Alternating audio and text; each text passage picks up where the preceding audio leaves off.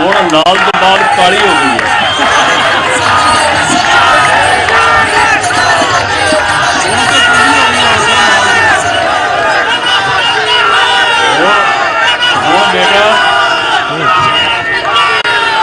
बेटा लाल तो बाद और काली हो गई।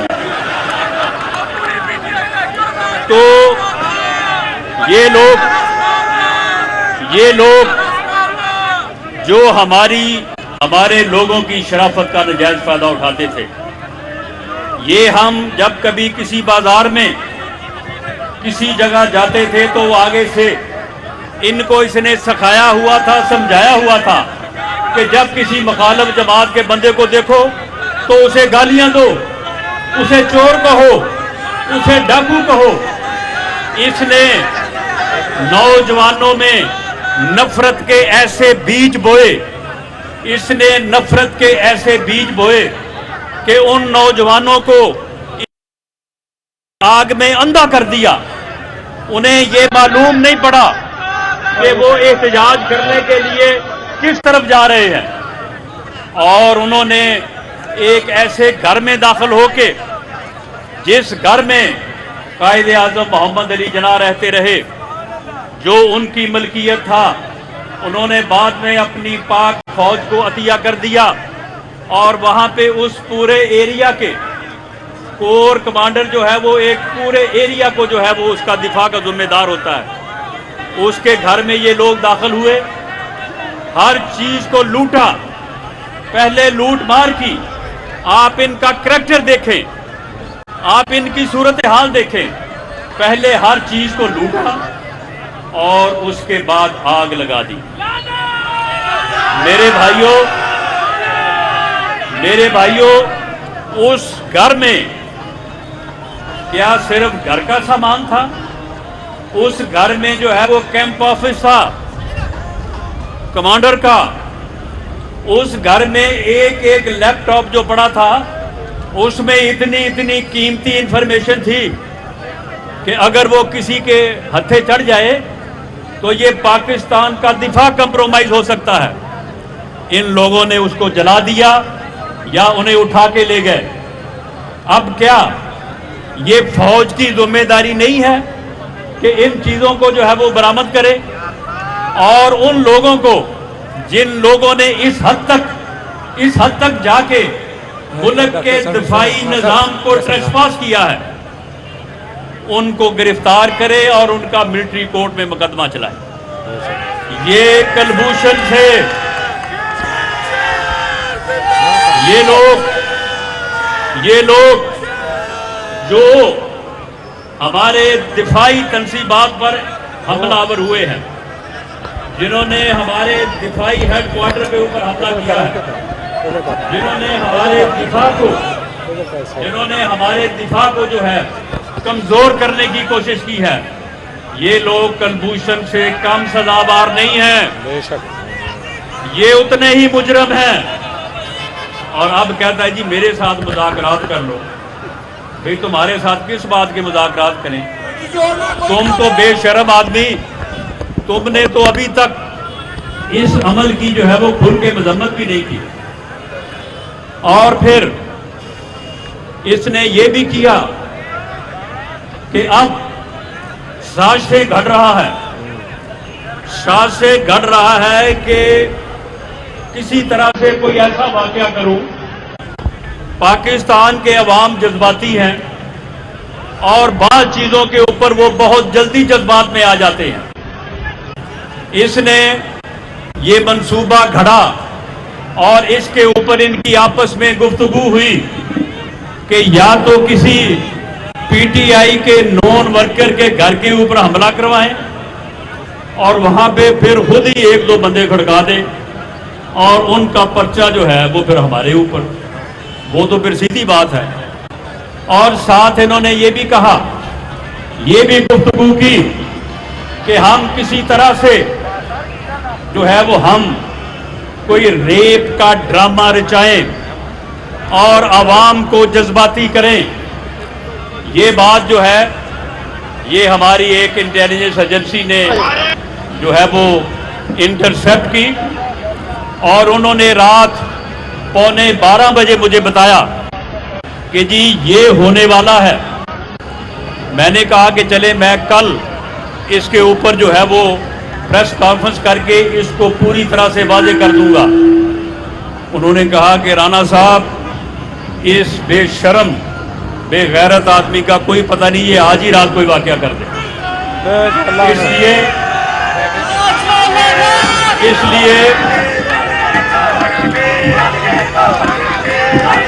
इसलिए ये बात जो है ये कौम को अभी और इसी वक्त जो है वो बतानी चाहिए।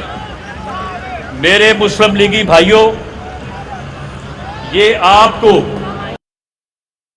इस फितने को एक्सपोज करके, इसकी औकात को जाहिर करके, इसके मंसूबों को वाजे करके, ये एक मुल्क दुश्मन इंसान है और ये इस मुल्क की सियासत को इसने परागंदा किया। सियासत में इसने नफरत का बीज बोया। इसने कभी भी जो है वो सियासतदानों वाली बात नहीं की।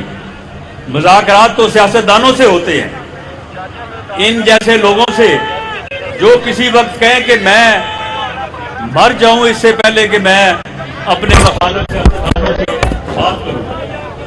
अब किस बात के मुज़ाकरात? क्योंकि सारे वो तुम्हारे टाइगर जो जाली टाइगर थे, जिन्होंने सिर्फ टाइगर की खाल पहनी हुई थी, जिन्होंने सिर्फ टाइगर की खाल पहनी हुई थी, वो बिल्कुल बड़ा डाल के रखा है। इंशाअल्लाह फिक्र न करें।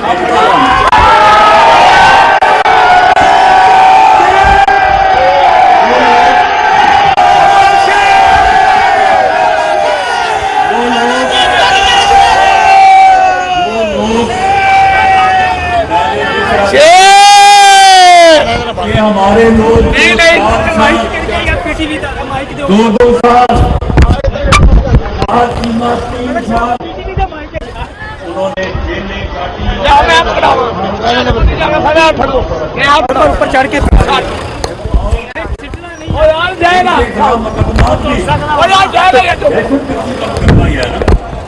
ज्यादा से ज्यादा 7 साल कैद हो जाएगी। खिलाओ गिराओ का मुकदमा है, चले उसमें 4 साल हो जाएगी। और इस बेशरम ने, इस फितने ने जो हमारे खिलाफ केस बनाए, जो मेरे खिलाफ केस बनाया, उसमें सजाए मौत थी।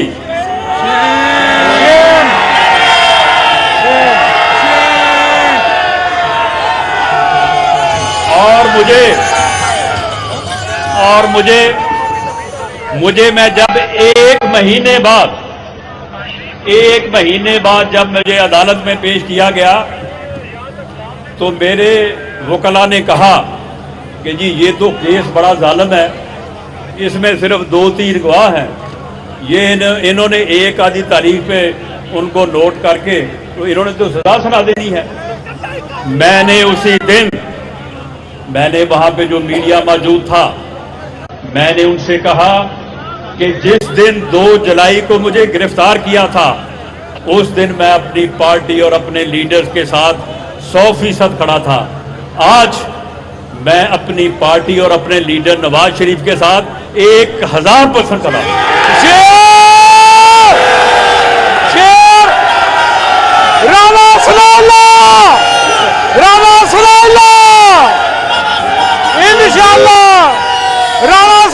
कल्ला ही काफी है। तो ये जो है इनका हाल देखें। एक आता है सामने, ओ जी मैंने 8 दिन कैद तन्हाई काटी है। अब मैं पीटीआई को छोड़ रहा हूं और साथ में जो है वो सियासत भी छोड़ रहा हूं। 8 दिन की कैद तन्हाई और यही लोग सुन ले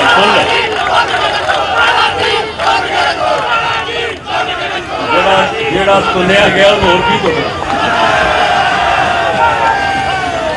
और यही लोग सुन लें, यही लोग जब बरसरे इक़्तिदार थे तो अपने मुंह से आग निकालते थे। ये कहते थे कि मुस्लिम लीग नून जो है इसको तो हम सियासत नहीं करने देंगे। दूसरा आता है खत्म हो गया। यानी जो गवर्नर रहा, अब आप मुझे बताएं कि इससे बड़ा ओहदा क्या हो सकता है। जो गवर्नर रहा वो आके कहता है कि जी मैं 12 दिन कैद तन्हाई में रहा बच्चे याद आ रहे, बच्चे याद और 12 दिन की कैद तन्हाई के बाद मैं अब पीटीआई खुदा हाफिज इमरान खान अल्लाह हाफिज। ये जमात है, ये जमात है। और मैं आपको बात बता दूं कि ये माफी सिर्फ उनको मिलेगी जिनका जुर्म काबिले माफी है। जिनका जुर्म काबिले माफी नहीं है वो नाक से लकीरें भी निकालेंगे तो माफी नहीं मिलेगी।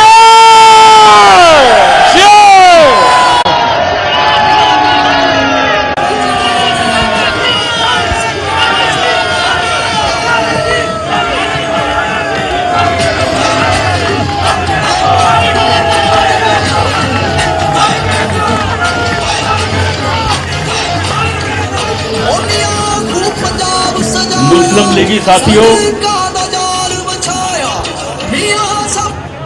मुस्लिम लीगी साथियों, ये वजीर आजम पाकिस्तान मियां शहबाज शरीफ का और मियां नवाज शरीफ की वाज़ेह डायरेक्शन है कि इन्होंने जो भी किया हमारे ऊपर झूठे बेगुनाह केसेस बनाए, लेकिन हम किसी बेगुनाह बंदे को जो है वो गिरफ्तार नहीं करेंगे और गुनाहगार को किसी कीमत में छोड़ेंगे नहीं। उसको अब इनसे बंदा कोई पूछे कि अगर तुम्हें कैद तन्हाई इतनी ही जो है वो मुश्किल लगती थी तो तुम 3.5 पौने 4 साल हुकूमत में रहे हो। तुम ये कह देते कि जो कैद होगा वो विद फैमिली जो है वो जेल में रहेगा। ये कानून में तरमीम कर देते। उस वक्त तो तुम अमेरिका में जाके भी ये कहते थे कि हाँ मुझे याद आ गया, मियां नवाज शरीफ जेल में है, उसे घर का खाना मिल रहा है, उसे दवाइयां मिल रही हैं। मुझे तो पता चला है कि उसके कमरे में एसी लग गया है। मैं जाके सबसे पहला ये काम करूंगा कि मैं उसका खाना भी बंद करूंगा, मेडिसिन बंद करूंगा और उसका कमरे से एसी उतारूंगा। खुद जो है वो इसकी ये औकात रही है। अब आप यकीन करें, अब आप यकीन करें कि हमें खुद अफसोस हो रहा है, हमें खुद दुख हो रहा है। इस बंदे ने नौजवानों के ज़हनों में ऐसा जहर घोला है कि पढ़े लिखे नौजवान, अच्छे भले जॉब पे काम करने वाले नौजवान, वो नौजवान जो हैं उन्होंने ये गलती की और ऐसी गलती की है कि उनका मुकदमा जो है वो काबिले माफी के जुमरे में नहीं आता। उनकी जिंदगियां जो है वो बर्बाद हो जाएंगी। उनके माँ बाप रो रहे हैं और इसको बद्दुआएं दे रहे हैं। मैं समझता हूं कि जितनी बद्दुआएं इसे ये पिछले जो है वो 10-12 दिन में मिली हैं, उन बद्दुआओं से इसका बेड़ा गर्क हो जाएगा। और ये बद्दुआएं जो दी जा रही हैं उनके नतीजे में जो है वो माँ बाप जो हैं वो मरे जा रहे हैं। वो कह रहे हैं कि हमारे बच्चे, कोई ग्रेजुएट है, कोई डबल ग्रेजुएट है, कोई आईटी फर्म में काम कर रहा है, कोई किसी और जॉब पे है। कई लोगों के 1.5, 2-2 लाख के जॉब हैं और वो इस फितने ने पूरा 1 साल जो इसने प्रेस चढ़ाया हुआ था ना 2 नंबर, अब देख रहे हैं जब रेजल ने पकड़ा तो दौड़ने लगा। अगले दिन आके सीढ़ियां सुप्रीम कोर्ट की ऐसे चढ़ रहा था कि जिसमें कभी इसको तो चोट ही नहीं लगी। ये जो इसने वो प्रस्तर लगा के बैठा रहा, ये यही काम करता रहा। लोगों को ट्रेंड करता रहा, लोगों को सिखाता रहा, लोगों के नफरत के बीज लोगों में बोता रहा और इसकी उस नफरत ने जो है वो हमें 9 मई का दिन दिखाया। हम इस दिन की मजम्मत भी करते हैं और ये अहद करते हैं कि इंशाअल्लाह ताला हम अपनी अफवाज के साथ खड़े हैं, हम अपने गाजियों के साथ खड़े हैं, इंशाल्लाह हम अपने शुहदा के साथ खड़े हैं और हम अपने शुहदा की फैमिलियों के साथ खड़े हैं। आप यकीन करें कि शुहदा की फैमिलीज को जब वजीर आजम ने बुलाया तो एक बेटी ने यह कहा कि मेरे बाबा तो इस मुल्क और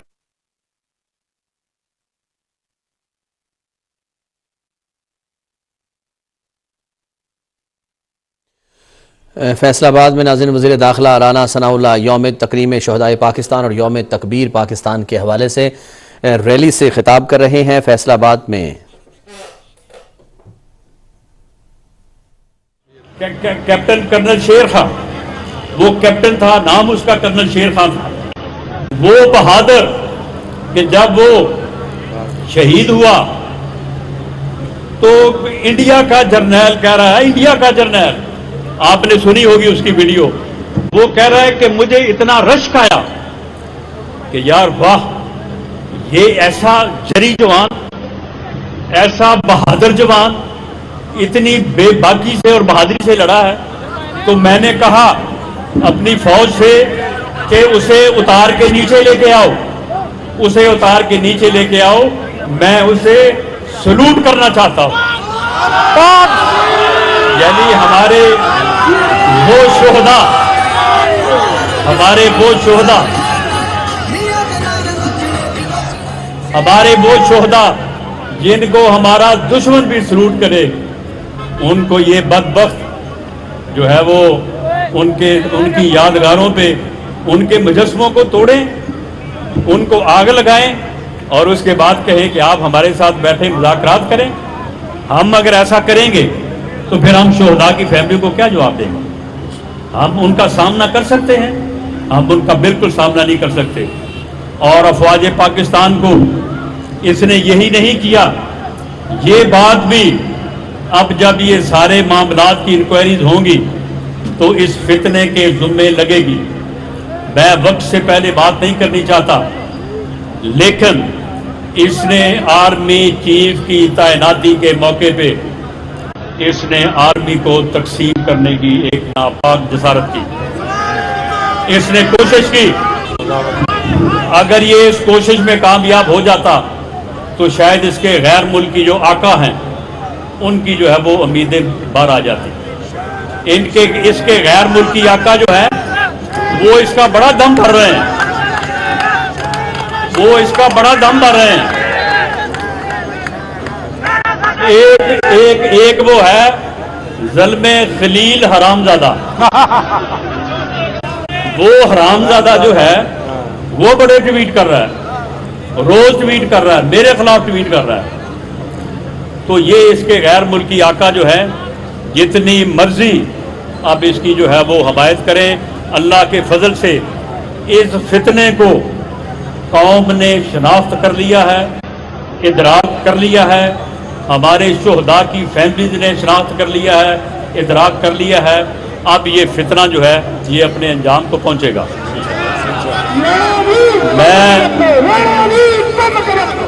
मैं आप सबका, आप यकीन करें कि जब हम ये 2 दिन पहले प्रोग्राम बना रहे थे, हमें आपके इतनी तादाद में जो है वो बाहर निकलने का हमें अंदाजा नहीं था। आज फैसलाबाद बाहर निकला है। आज फैसलाबाद ने मुस्लिम लीग नून के साथ इज़हार यकजहती किया है। आज फैसलाबाद ने मियां नवाज शरीफ के साथ इज़हार यकजहती किया है। आज फैसलाबाद ने अफवाज पाकिस्तान के साथ इज़हार यकजहती किया है। आज फैसलाबाद ने अपने शुहदा के साथ, अपने गाजियों के साथ और उनकी फैमिलीज के साथ इज़हार यकजहती किया है। मैं आप सबका, एक एक बुजुर्ग का, जवान का, बेटे का बेहद मैं दिल की अथाह गहराइयों से शुक्रिया अदा करता हूँ। और तमाम पार्लियामेंटेरियंस और तंजीम के अहदेदारान जिन सबको मैंने देखा है, जो सब अपने हलकों से जो है वो रैलीज लेके आए हैं, मैं उनका भी दिल की अथाह गहराइयों से शुक्रिया अदा करता हूं। और मेरे भाइयों, आपको आखिरी बात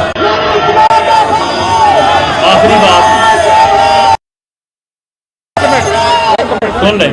आखिरी बात देखें, फैसलाबाद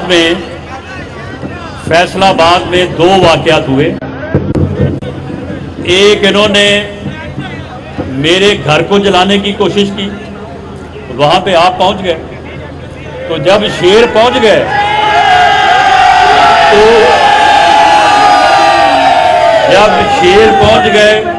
तो फिर ये जाली टाइगर जो थे वो भाग गए।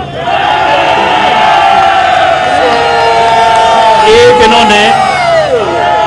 इन्होंने आईएसआई के दफ्तर पर हमला किया, पथराव किया, आग लगाने का मंसूबा था। उन्होंने अपना दिफा किया और ये कामयाब ना हो सके। आईएसआई हमारी एजेंसी है जो फर्स्ट डिफेंस लाइन है, फौज से पहले एक फर्स्ट डिफेंस लाइन है, और वो हमारी वो एजेंसी है। उस एजेंसी ने पिछले दिनों दहशतगर्दी के खिलाफ इतनी कामयाबियां हासिल की हैं कि पूरी कौम को आईएसआई के हर फर्द के ऊपर और उसके इंचार्ज, उसके डायरेक्टर जनरल अंजुम नदीम पर और डीजीसी फैसल नसीर पर पूरी कौम को नाज है। पूरी कौम जो है वो उनका शुक्रिया अदा करती है और पूरी कौम उनको सलाम पेश करती है। आज हम यहाँ पे इकट्ठे हुए हैं। हम अभी तमाम पार्लियामेंटेरियंस और उसके साथ आप भी आना चाहें तो मोस्ट वेलकम। हम अब आईएसआई फैसलाबाद के दफ्तर जाएंगे। वहाँ पे इन्होंने जो वहाँ पे जो है ये जसारत की थी, हम उनके साथ हज़ारे यकजहती करेंगे और